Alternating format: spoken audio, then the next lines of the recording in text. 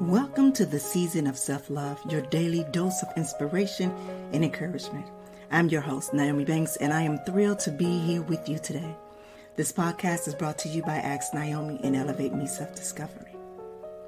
Are you ready to elevate your mindset and embrace the power of self-love? Well, have you come to the right place? Each day we'll dive into topics that will empower and inspire you on your journey towards self-discovery and personal growth. Whether you're looking to cultivate healthy relationships, boost your confidence, or find balance in your life, this podcast is here to support your every step on the way. We believe that self-love is the foundation of living a fulfilled and joyful life. And together we explore practical tips, insightful interviews, and transformative stories that will leave you feeling inspired and motivated. So join me Monday through Friday as we embark on this daily adventure of self-love.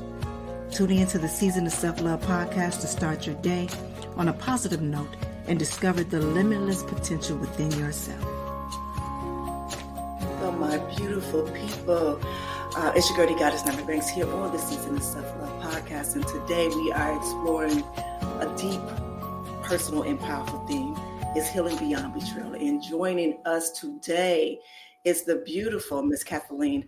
She's the author of The Box, a novel that dives deep into the complexities of depression and family trauma. Cathelin, how are you? I'm good. Thank you so much for having me. How are you doing? I'm doing well. I'm excited.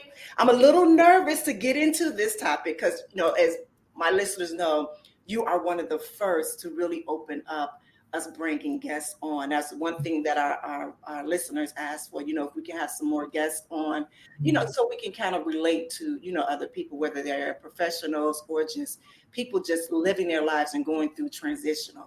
And I love that even with your blog, you have a blog that's called Kathy's Cross.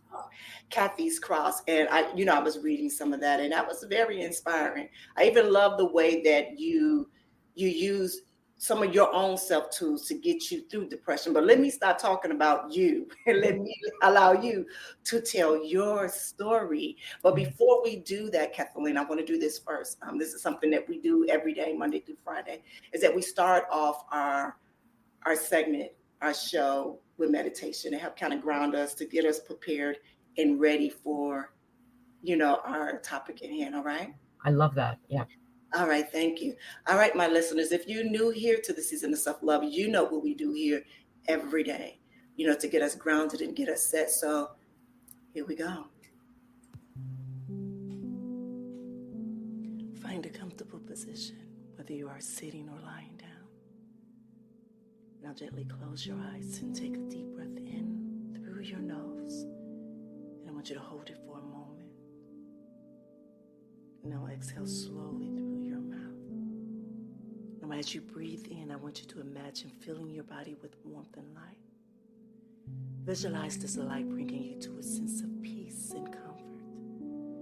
And as you exhale, I want you to let go of any tension or negativity that you may be holding on to. Now again, I want you to inhale deeply, filling your lungs with love and acceptance. Now hold it. Now exhale, releasing anything that no longer serves you. I want you to let each breath guide you to a deeper relaxation and peace. And I want you to exhale the hurt. Now take one final deep breath in. And as you exhale, I want you to gently bring your awareness back to the space around you. And when you are ready, open your eyes. And I want you to thank you for taking this moment and this time for yourself. Again, I want to thank you all for just giving us a moment. Thank you, Cathelin, for just joining us in this moment right here, right now. All right, so let's start. Let's start from the beginning. Could you share a bit about your journey of depression and how you came to create The Box? Sure. So first of all, thank you so much, Nyomi, for having me on here.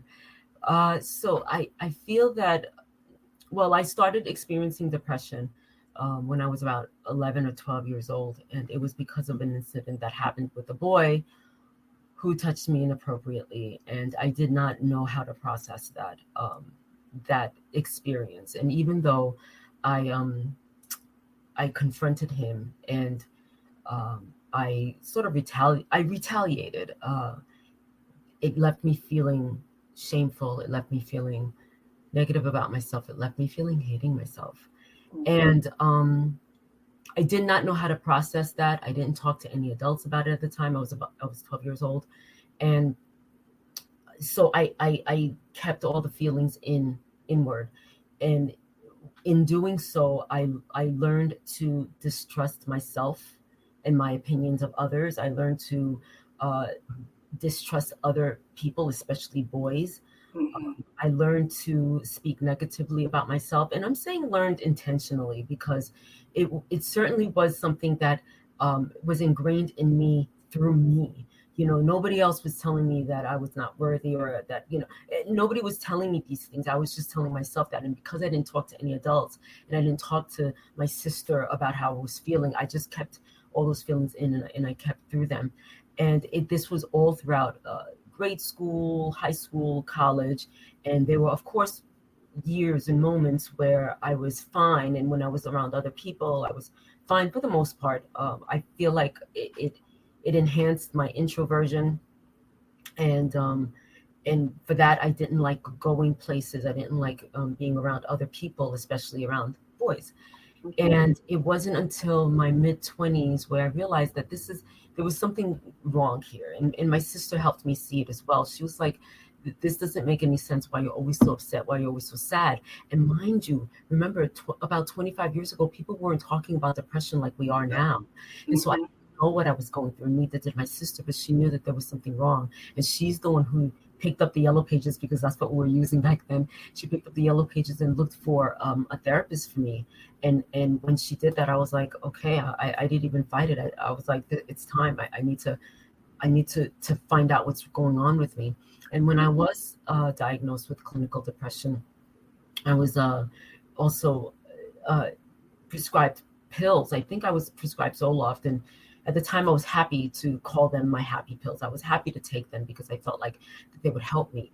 But a few years down the line, I left my job after my father passed, and I was no longer insured, and I couldn't keep on with the Zoloft, and I was going to therapy. Every week I was going to one-on-one therapy and group therapy, and I found that they really, really helped me, because I was airing out things that I never even realized about myself.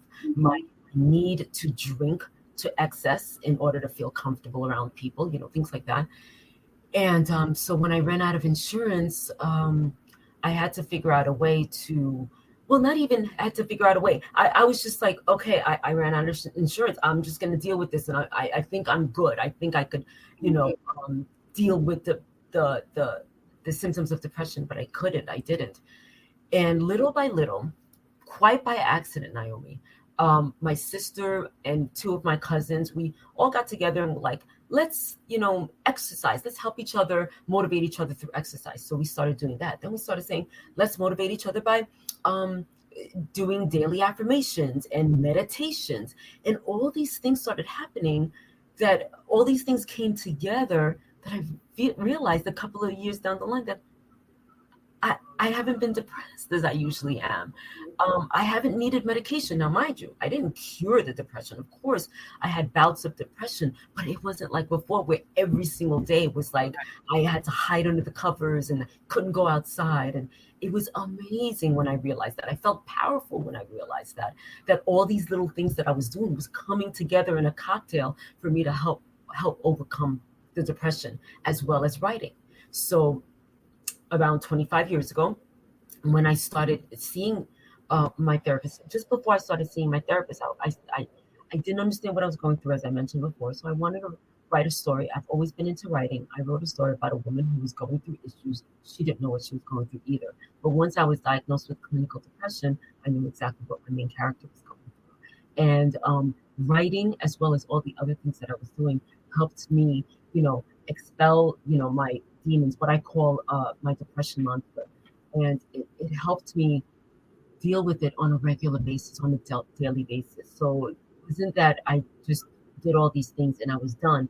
I had to continuously do that. Just like we shower every day, I had to do my motivations, my meditations every day, affirmations, exercise, writing, all of that stuff. So, and then that's how I came to realize how I was able to to deal with my depression. That's beautiful. That's incredible. Thank you. Just even knowing that at 11 years old, you feel that something is going wrong. Then at 12, um, I have a question for you. Sure. For your parents not to recognize that they not, because I read that you had a twin sister, and I can see how that intuition and that connection with you, where she can actually feel what you're going through, but not knowing. But Yeah. as for your parents, how do they not recognize, the attitude changes, the things that you go through when you are going through depression? They've never asked you, in that moment when you were going through that, like, Kathy, what's going on? You understand what I'm saying? Oh yeah, completely. I'm getting a little emotional. Don't mind me. This is what I do.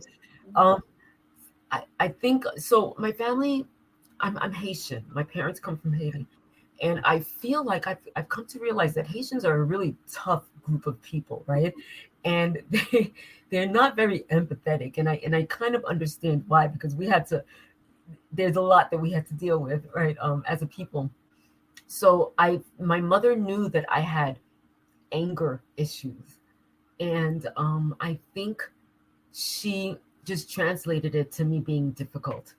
I don't think she understood that I was depressed. I didn't understand it myself, and she had her own issues. She had her own problems, and if my sister, if she was rearing us the same way, and my sister was fine, and then there was something with me that that I had to get over, that so that I can be fine. So I don't fault my parents. And my father was hardly ever home because he was always he worked as a cab driver. He owned his own medallion, and he would, so he never got to see me during the day when when I would have my attitudes, or get into these depressive moments or emotional moments. But I think that's what it was. My mother just probably thought I was being difficult, and I don't fault her for that. I never told her what had happened. I never told her the thing that caused it. I didn't even realize it at the time. So I think I just think that she just thought I was being that was my personality. Yeah. Now, in your book, you deal with a lot of heavy themes that's in your book. How does that relate to your own experience, and what message do you want to convey with your readers? So great question. Thank you for asking. So it's interesting. I tell people that my main character, her life is completely different from mine. I feel I made her a stronger person, the type of person that I wish I was. The only similarities that we have is that I gave my depression, I gave it to her. I wanted to see what she would do with it, right? But it, so as I was writing and I was expelling these feelings that I have onto the page for my character, I made a conscious decision to make sure that she dealt with it differently. Now, I don't know if I'm answering your question, but let me continue with my thought process. And so what I did was, she people around her know that she's depressed. Her friend knows, her father knows. Her mother and her sister didn't really know that, but I intentionally made it so that she told a few people know, but other people don't know, where she will sort of keep it in. And mind you, her friend who does know, she treats it as a joke. Oh yeah, your depression. Oh, this thing that you need to get over. And that's how I felt for most of my life, how I felt like I just need to get over it. And people have told me, when they see me emotional, just get over it, right? And so what the message that I wanted to convey in this book is that depression is not something that you can just get over. It's really not. Even if you go through a short bout of depression because somebody has died, it's all so serious. It's very impactful, not only to your life as the person who's going through depression, but to people in your life as well. My main character, she does suffer with depression, and she is seeing a therapist. But there are moments that she is combative with her therapist, right? She challenges her therapist, and in that respect, she's not taking her therapy seriously. Not seriously, but she's not taking her therapy in the way that it will fully help her. And I found myself combative with my therapist because she was challenging me in ways that I didn't like. Those emotions, I didn't want to go there, but you need to go there in order to overcome it, right? And so the message that I want to share with people through this book is that depression is something that's very, very serious. It's something that you need to talk about, that other people need to be there for you, even if it's some like what my sister didn't know how to handle it, so she was just like, here, you go talk to a therapist. And she let me know that her presence was There. known, right? Was there. She was there for me without so much as saying the words or saying, just you know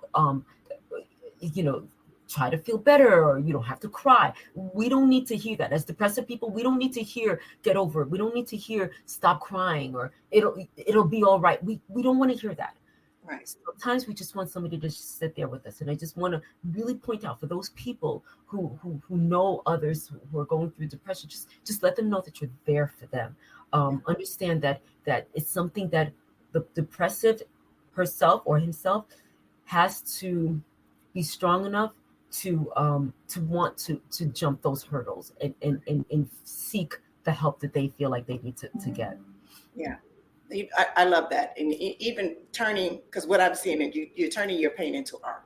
Yes. Pain into art. Yes. And even in the beginning, when you were just speaking and you were talking about how you and Mia, is her name Mia or Maya? It's Mia. Mia. It's Mia is the main character of the book. Okay. And for you, you said you just gave her your depression. That's it. Mm-hmm. But as I'm hearing you speak and you talk about her, you actually made her your superhero. You made her someone who you wanted to have done throughout your time, from the time you were 12 to you were 20 something years old, to be able to speak to all of these people, your friend, this, and this.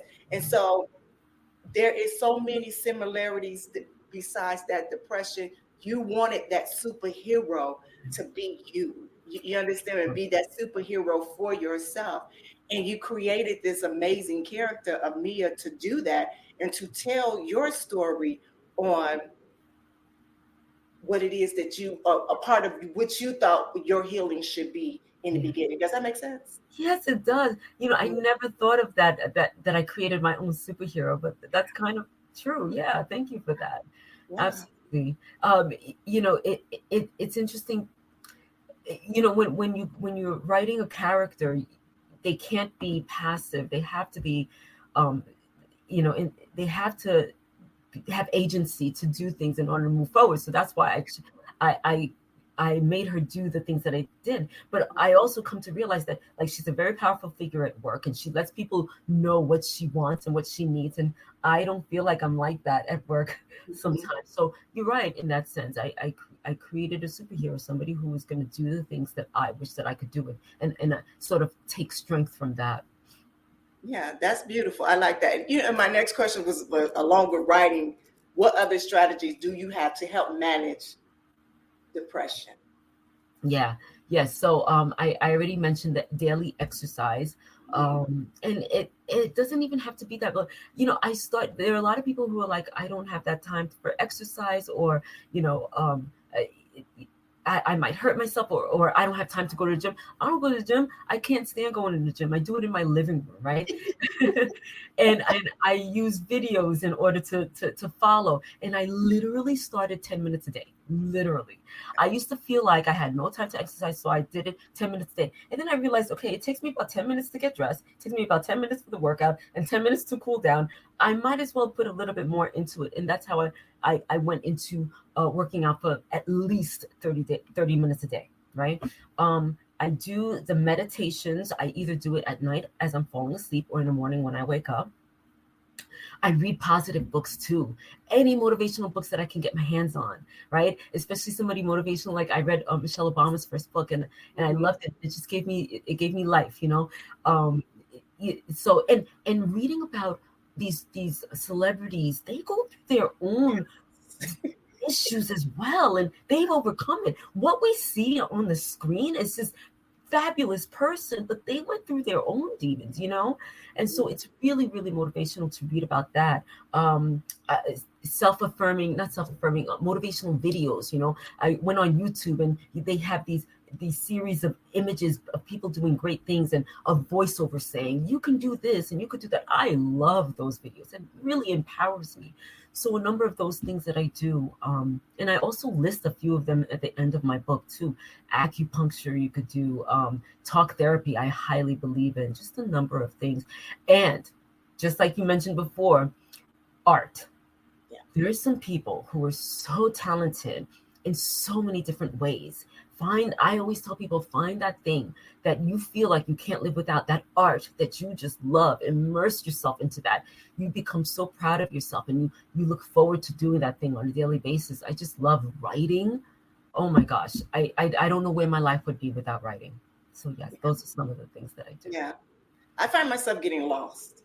It's like a movie as I'm writing. It's a movie that's happening right in front of my eyes, and I get so excited. Like I'm writing like 2 or 3 chapters, and then before I know it, I'm on the phone talking to my husband, like, "Oh my God, did you know what she just did?" Like I just. I love that. I love that. Yes, that's awesome.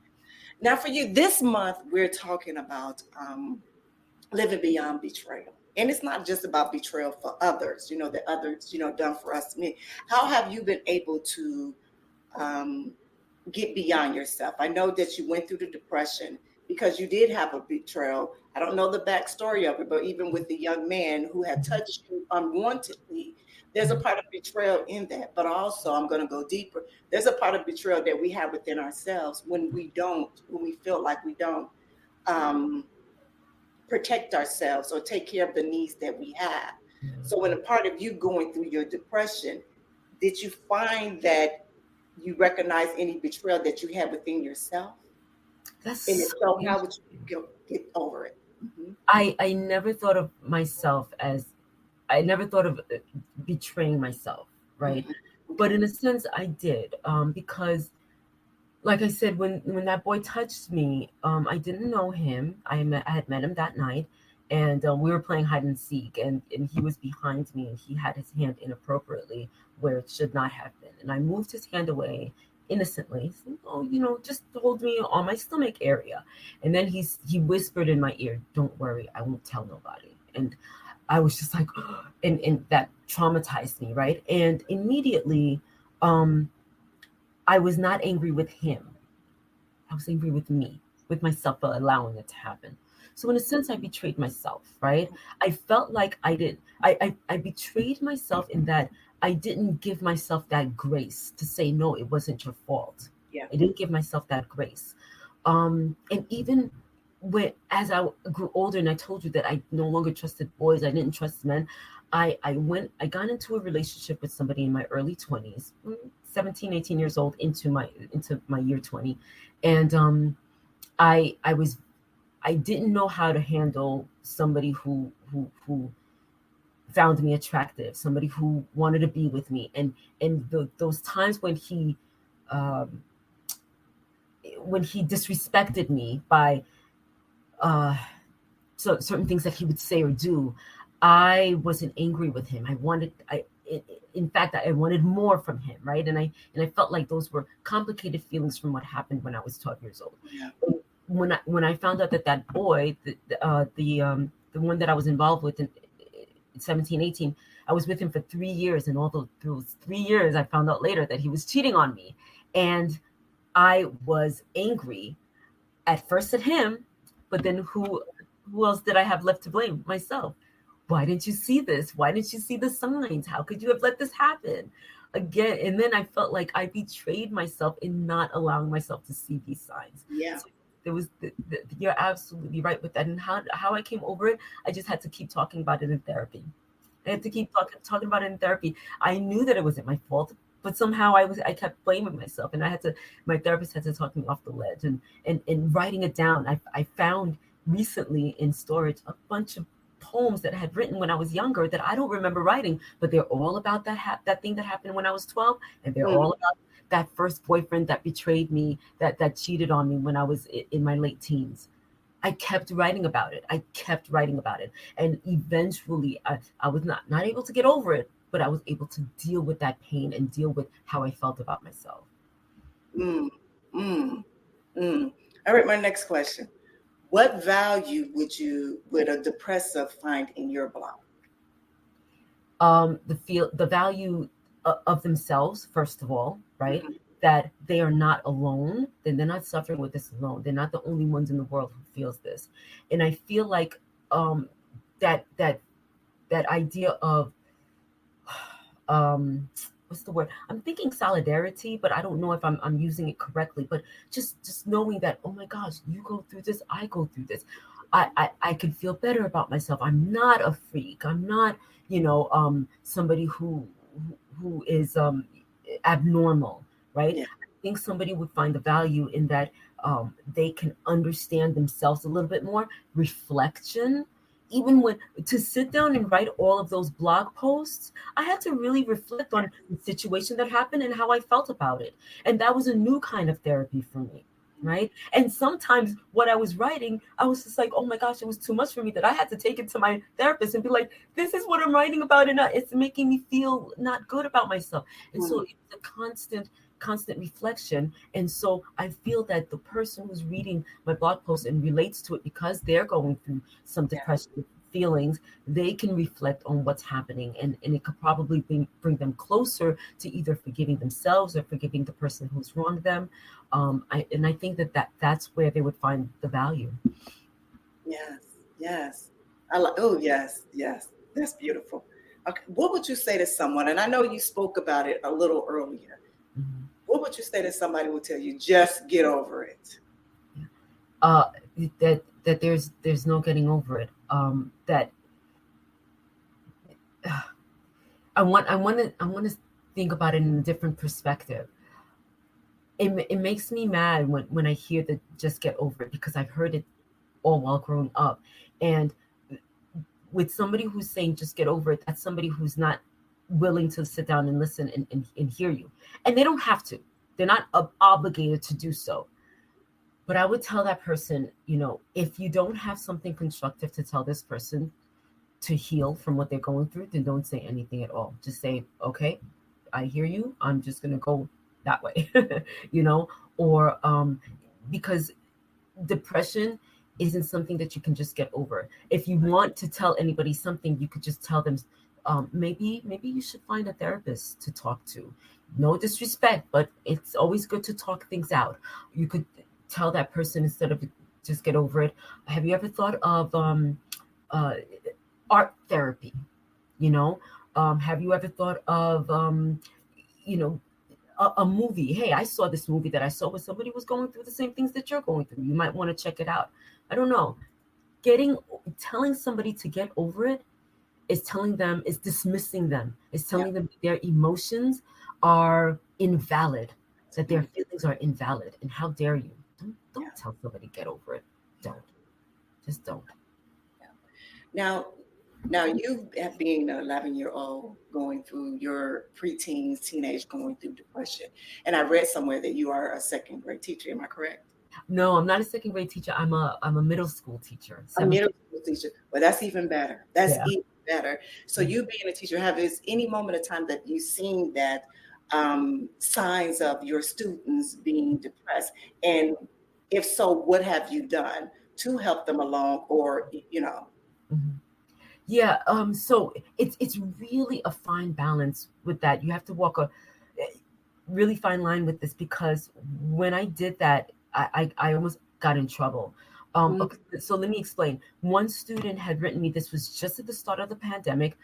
No, students were not going into the school building. Only a few whose parents had opted for them to go in, and one student.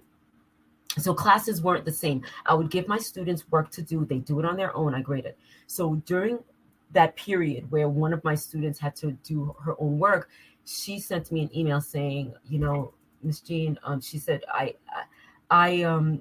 sometimes I feel like I don't like myself and this and that. And I was just like, oh my gosh, I used to feel that way too. You're fine. Just you matter. And I was telling her all this stuff that I went through. And then she wrote me back saying, oh, Miss Jean, I'm crying right now, because nobody has ever talked to me like that before. And I felt so good talking to her. But I almost got in trouble because when a student writes that to a teacher, they're not supposed to sit with that information. They have to go to the guidance counselor right away.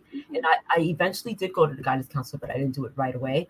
But now what I do is I share with students all the time that when I was their age, I used to have feelings of loneliness. And when a student comes to me and tells me something like this, the first thing I do is talk to the guidance counselor about it. But then I also talk to the student and I check in with that student. How are you feeling these days? Were you able to talk to the guidance counselor? What did the guidance counselor do for you? So I'm open. I am so open in sharing my story with anybody who asks. That's why I love doing these podcasts. And I don't shy away from the things that happened to me. And I don't shy away from my feelings of depression and what I went through that. And even with my students, I am so open. So I always let them know that I'm there for them. And I always let them know that the guidance counselor can help them even more than I can. I can only help them on a personal level, but the guidance counselor is trained to help them the way that they need to be helped. Well, that's beautiful because you're giving them more of an experience that you went through. Yes. You went through it as a preteen and a teenager, so they can kind of see that. So they kind of got it in both ways. And I'm glad that you do embrace your purpose, because I don't want to say pain anymore. You embrace your purpose and know what that is and what that means. I always say everything, it doesn't happen to us, it happens for us. I love that. Us to go into to be these vessels and be able to speak our stories and tell. You understand what I'm saying? Yes, absolutely. That's amazing, and I thank you for that, because I have a middle school and my two oldest ones, but I know that sometimes they don't want to speak to parents. They rather seek outside to see that, because I know I was a teenager at one time. I don't want to speak to my parents about nothing. Right.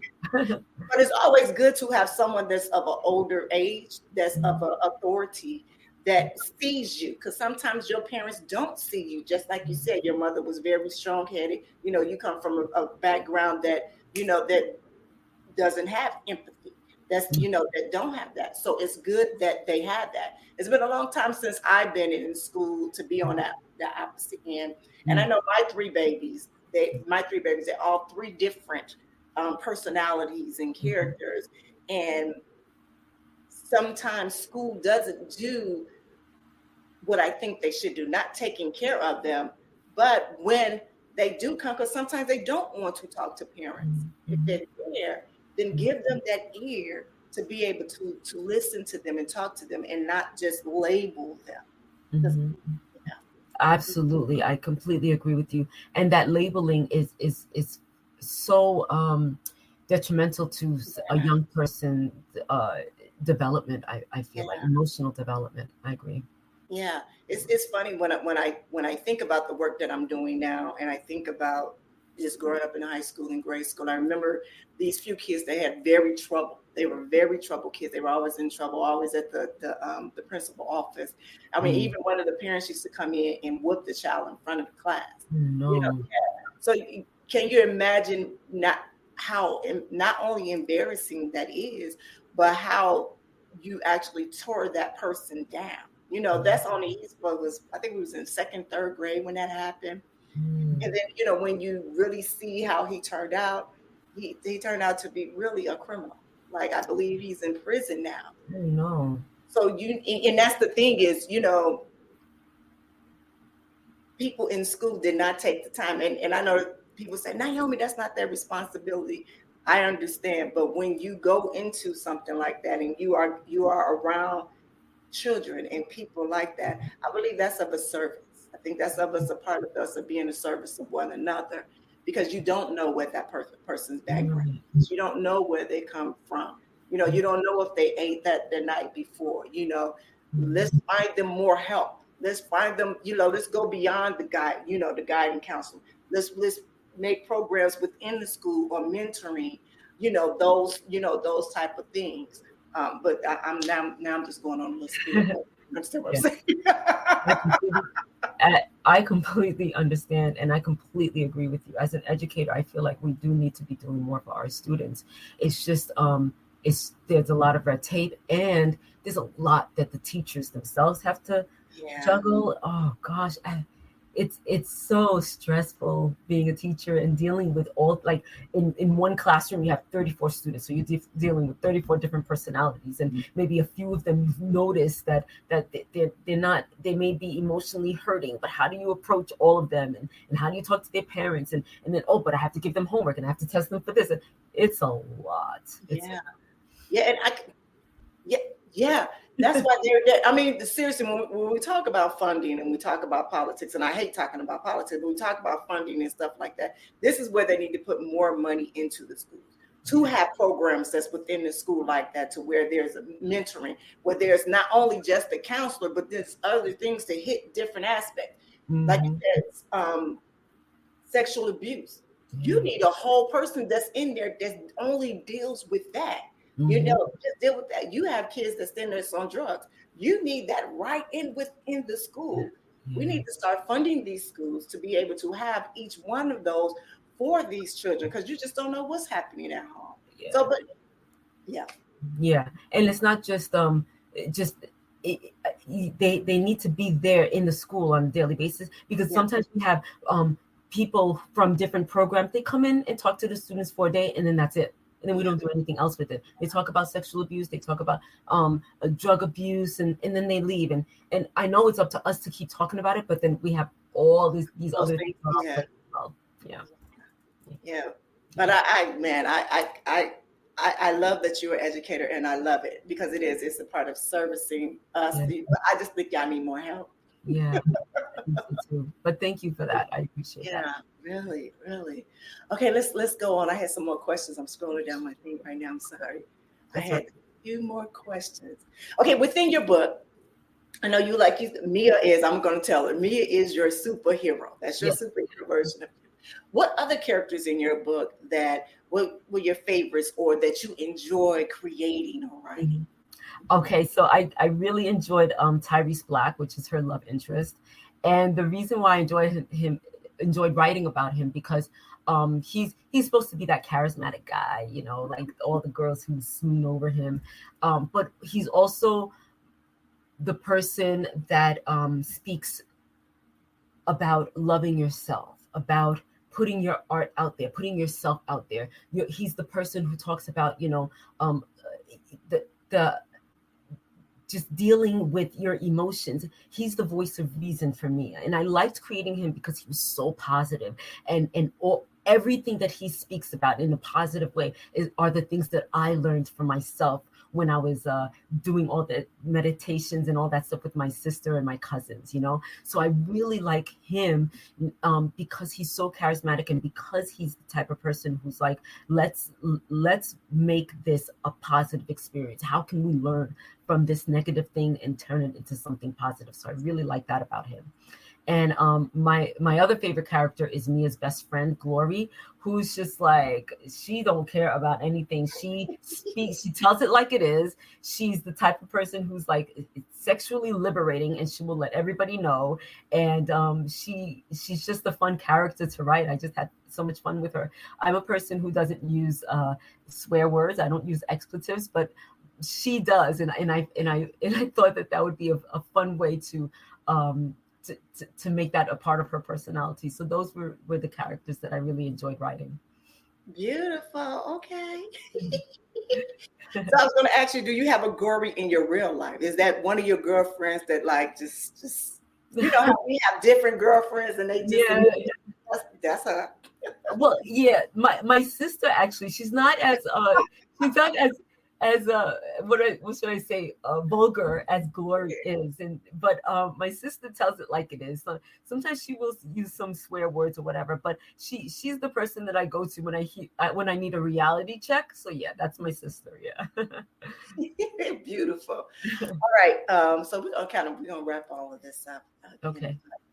For you, what's next on you? What's the next project? I know you got the box. The box is out right now. The box is out right now. Yeah. So what other things that you have going on that you could tell my listeners? Sure. So this summer, I've just been promoting the box. I'm going to be going to some festivals, park fairs and stuff like that in order to sell it. But I did start writing a new novel. I actually started it about 2 years ago, and because I've been working on the final edits of the box, I haven't really been able to tackle it. But it's going to be about a pair of twin sisters, Haitian American twin sisters, who are dealing with a mysterious illness that their mother is suffering with, and it also has to do with them being twins and identity.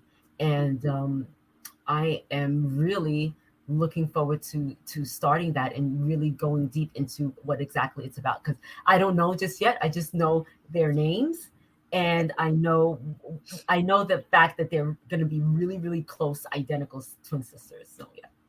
That's beautiful. I can't wait to read it, to see what you come up with it. Yeah. It's going to be great. Yeah. It's just amazing when writing books and creating these different characters.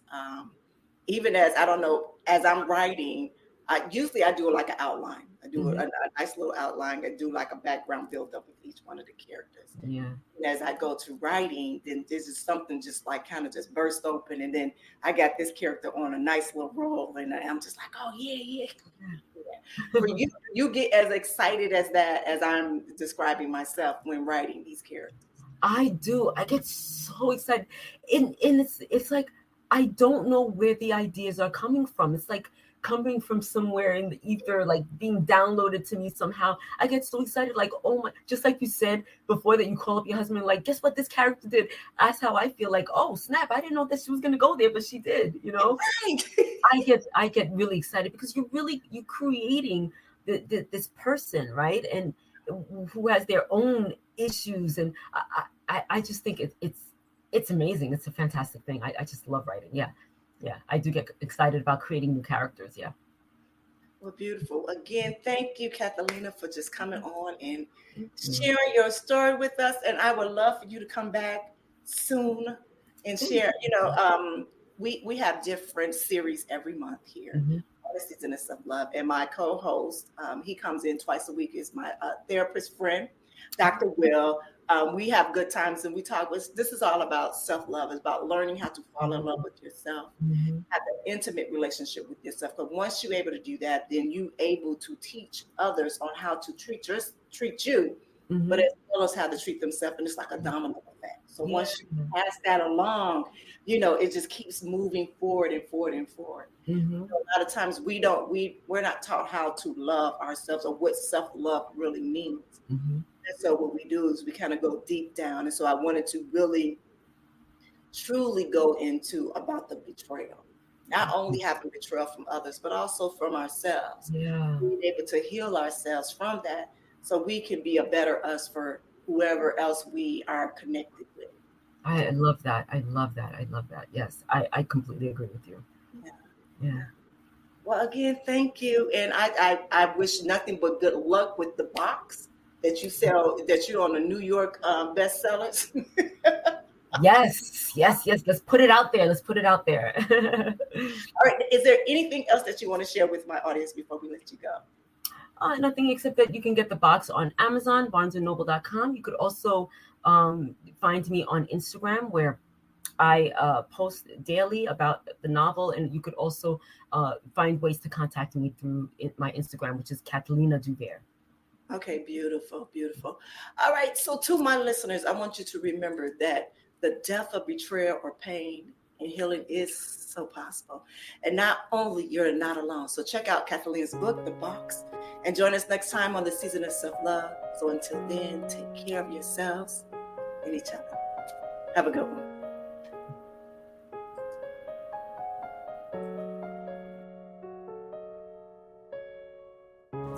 Thank you for listening to the Season of Self-Love podcast.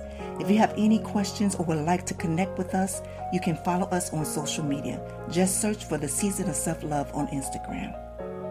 And if you have any questions or topics you'd like us to cover, feel free to email us at elevateme9999@gmail.com. And remember, you are worthy of love, growth, and happiness. So keep shining bright And I'll see you tomorrow for another episode of the season of self-love. Be good to one another, in yourselves, and always keep it sexy. Sending light, love, and prayers.